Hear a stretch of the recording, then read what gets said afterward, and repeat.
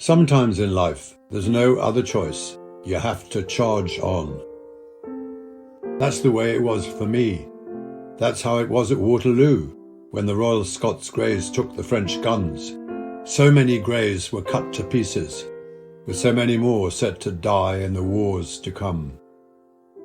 When I had the joy of commanding them, almost 130 years later, they were still charging on.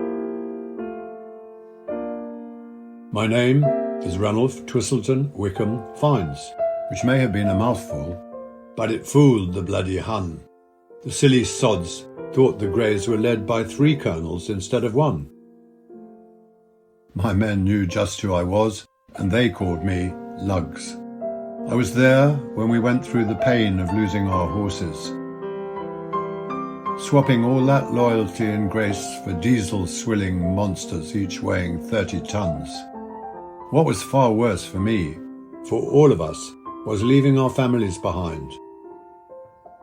My Audrey had to manage our 3 girls with a newborn on the way, perhaps a boy this time, as we all so dearly wanted. But as hard as the fighting was on us, just imagine the families waiting at home and wondering, always wondering. My friend Ronnie Bodley, who lived there for 7 years, spoke of God ruling everything in the Sahara. Ronnie and Ruth were just 2 of many millions of parents who wondered, and I hope God gave them comfort when a shell tore through my tank and killed their only son. Mark Bodley died at my side as the same shell gashed my arm and opened my thigh down to the femoral artery. The bastard thing even destroyed my best cord trousers. It was the 4th time I was wounded in the desert, with the 5th blow in Italy still to come. Wherever I happened to be, from Alam Haifa to Alamein, Nophilia to Salerno, my problems arose from poking my nose where it wasn't wanted, out the front. At least that's how the enemy saw it, because they kept trying to knock it off. So be it. The job of a leader is to lead, and if you have to stop a chunk of metal, you're better off to face it than cop it in the rump.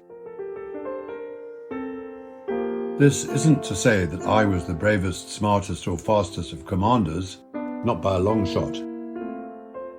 In fact, I was daft enough to leave my revolver behind when I came across 2 Jerry sappers hiding in a cave, waiting to blow a bridge up.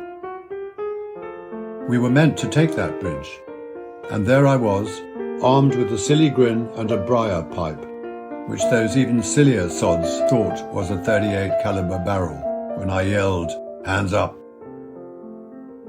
Should I have changed my final steps that led me to tread on a German mine? Absolutely.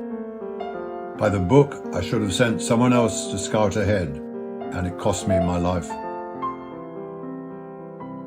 But could I? Not a bloody chance, because that's how I had to live my life, charging on, out the front.